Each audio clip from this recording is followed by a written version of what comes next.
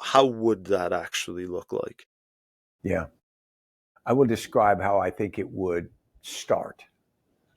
Um, the idea, there is a belief among many people that we would have to get majorities of the population on both sides to be brought to a fever pitch. And then they would have this disagreement so great that they would go to war. And many people would say, well, our disagreements are just not that great. We don't have an issue like slavery or the political control of the Senate that came with that. We don't have those right now. So we couldn't have a civil war. And we're reasonable people. We've evolved beyond that. And I don't buy that. Um, the way it would probably occur is we would have the continued radicalization, and I use that term carefully, of both ends of the spectrum, where they start to eat their own dog food over and over until the point that they start to believe so strongly in their political views and their end of the spectrum that they start to view the other end of the spectrum as evil.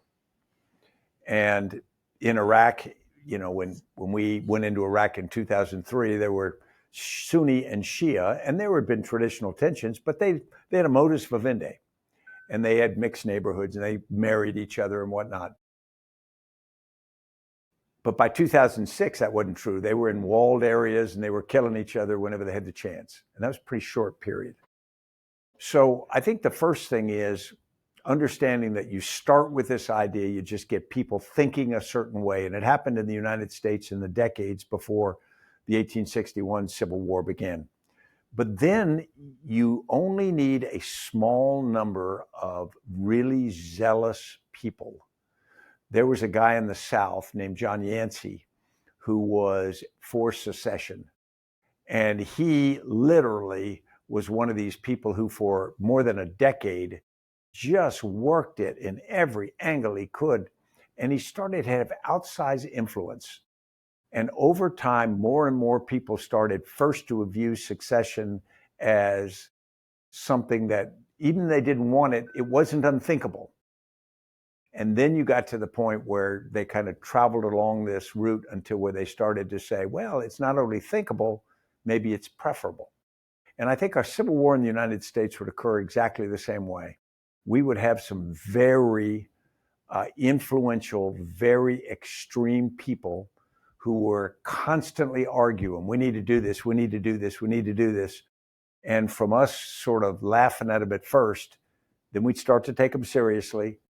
And then we'd start to maybe fear them, or maybe, depending upon our background, support them.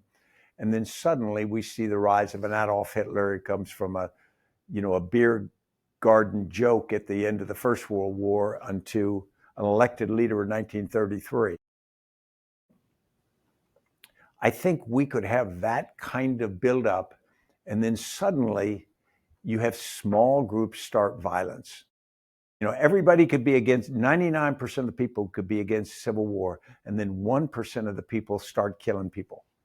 And when you start killing people, then a war transitions from fighting for a cause to fighting because they killed your brother, mother, son, daughter, whatever.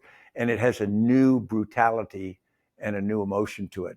And it's not hard to get there. If anyone who was in Bosnia, during the 1990s, it was horrific.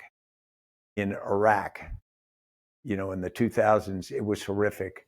And so it's just so easy to get people animated to the point where they start to kill. And once they've killed a little, it becomes contagious.